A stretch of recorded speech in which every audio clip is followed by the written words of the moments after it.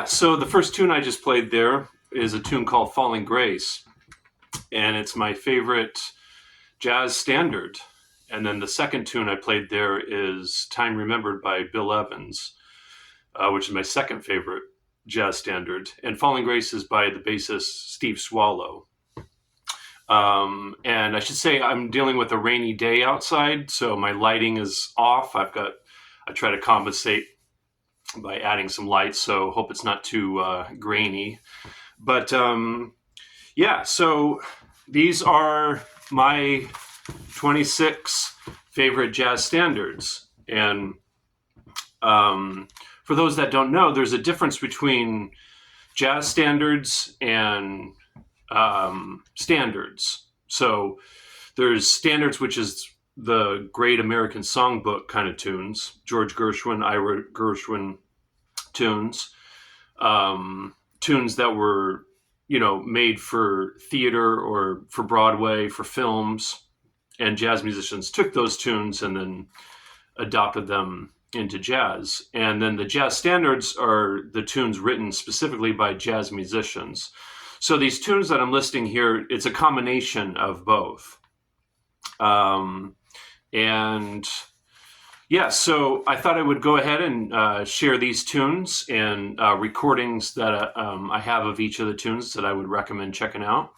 And the thing is I think it's really important that we come up with our own version of this. I've gone through for the last, handful of months, kind of consolidating things, records and tunes, and, just kind of figuring out for myself what are my favorite tunes, what are my favorite records. And it's really been very useful and fun and kind of given me a clear idea of how to move forward and all that kind of stuff. And, I've never been a jazz musician that learned, memorized, say, like 1,000 jazz tunes, standards. I think at one time, the most I ever knew was around 200, where I could just, off the top of my head, play it on a gig or by myself or whatever. But there's tons of tunes that I have played throughout the years that I don't particularly like, but I would learn them and play them because they were part of the canon, and they would be called on gigs, and teachers would tell me they were important to learn, and some of my favorite musicians would play these tunes. And what I've just kind of figured out for myself is these are my favorite tunes, and there's plenty of other tunes that I like too.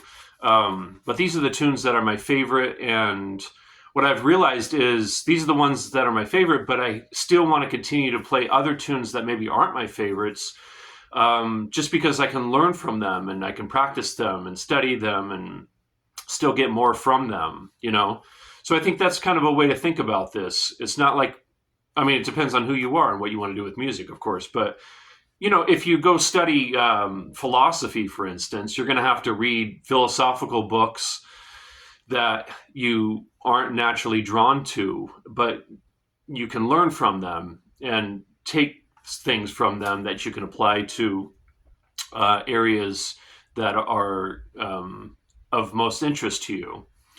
So I think it can be like that in music education and practicing and studying music, is we can play things and study things that aren't necessarily, things that we're naturally drawn to, but we can learn from them. Anyways, just thought I'd mention that. All right, so let me dive in with the recordings here. And so Falling Grace by Steve Swallow. I really like Pat Metheny's version with Jim Hall, this record. And then Time Remembered by Bill Evans on this record, Loose Blues. So those, like I said, are my two favorite jazz standards. And I should say, actually, just real quick, that those two tunes are considered through composed tunes. There's not different sections. There's just, it's just from the beginning to the end, and then it repeats. And another thing, too, is because those are my two favorite tunes, I know how to play them in tons of different ways. Like the two ways I played up front, it's just, like the way I played Falling Grace, that's just one way I know how to do it. I know it in different places on the guitar with different types of harmonic sensibilities and voicings and stuff. And And with those kind of tunes, I don't really add anything other than I kind of put together some kind of melody, harmony, arrangement, and then I'll improvise within them a little bit. I really don't like to mess with them much, just because I like them the way they are, and they're beautiful. So, but other tunes I do kind of improvise more with. But I think it could be good if you're interested in really knowing a tune to be able to do it in lots of different ways. Yeah, I think that can be really useful. Okay, Infinize, beautiful tune I've been playing lately by Wayne Shorter off his masterpiece, Speak No Evil. And Inner Urge, Joe Henderson, wonderful tune. I put a video of me recently playing that tune in the guitar lesson section on my YouTube channel. You can check that out if you're interested. All right, and then Record a May by Joe Henderson is on this record, and also Blue Bossa, that's another one of my favorite standards, is on this, which is a Kenny Dorham tune. Oh, and then also on this record is the Joe Henderson tune Out of the Night, which is a minor blues in F. Very cool tune. I've actually realized in this kind of consolidation process that Joe Henderson's my favorite jazz composer. I really like Wayne Shorter too, but Joe is my favorite.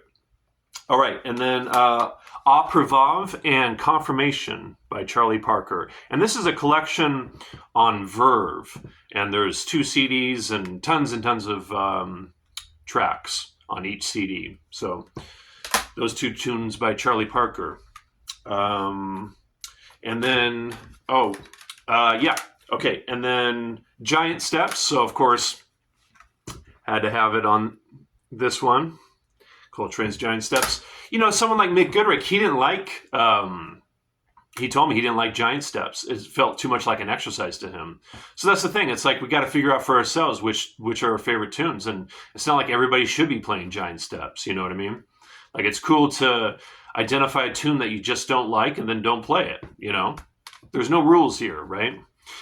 Beatrice, beautiful tune I've been playing lately by Sam Rivers off this really great recording. Yeah.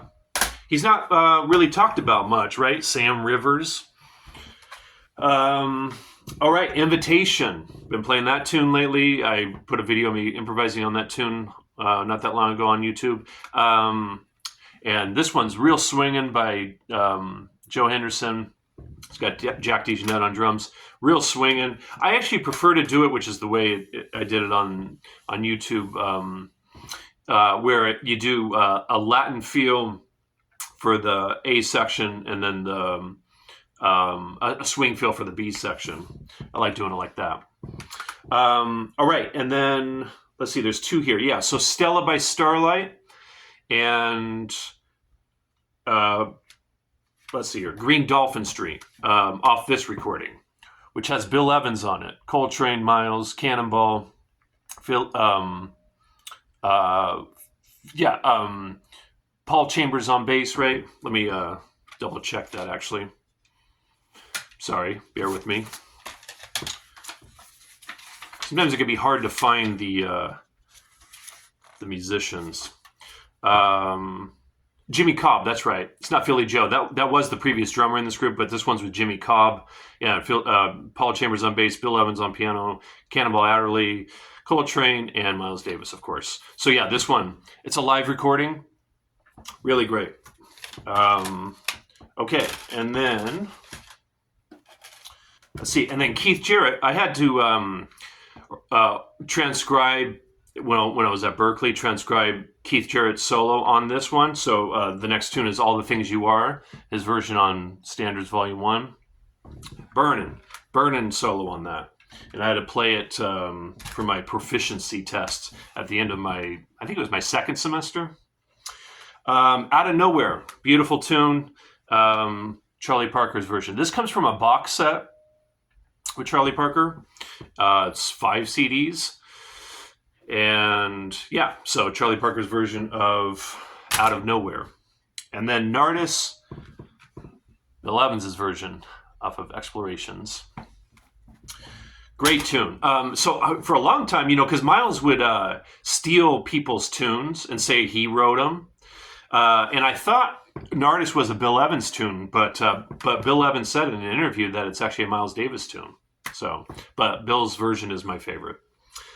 Impressions. So it's a Coltrane tune based on Miles's tune. So what? It's just based on 2 chords. It's just based on D minor and E flat minor.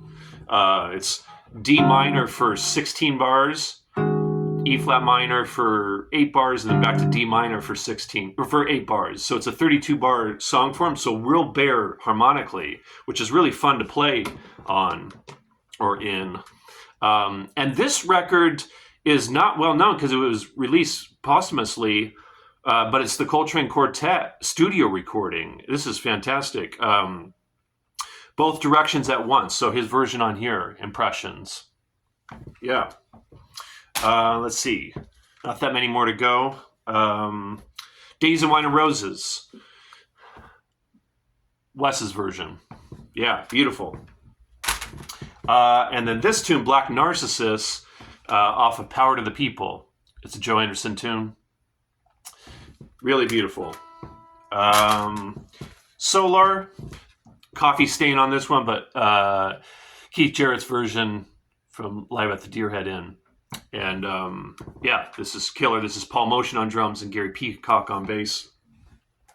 And then Peace and yeah, so Peace by Horace Silver, which is on this. And then Nika's Dream by Horace Silver, which is on this record. And then yeah, Autumn Leaves and Blue and Green. Autumn Leaves and Blue and Green. So Blue and Green is a Bill Evans tune. Miles said he wrote it, but he actually just gave Bill 2 chords when they were in the studio. I said, here's G minor to A7. What would you do with this? And Bill went home that night and wrote Blue and Green, and then brought it back to the studio the next day, and then they recorded it on Kind of Blue. And then Bill did it on this record, and it's take 3 on this recording. That's my favorite version of Blue and Green. So Autumn Leaves, Blue and Green on this record. And I already mentioned this before, but I put a video, if you're interested, of me playing Bill's solo on Autumn Leaves on the, I think I put it under the guitar lesson section, because after I play the solo, I break down how to play the opening arpeggios. Let's see here. And then Fall by Wayne Shorter, which is on Miles's Nefertiti album. All right, so there's my 26. I was going to leave it at 25, but then I realized Blue and Green wasn't on this list, so I was like, man, I gotta add that. I can't leave that off. Beautiful, beautiful tune by Bill Evans. All right, there it is. And again, I would just encourage everyone to figure out your own version of this, have your own favorite 26 or whatever amount of tunes. Yeah.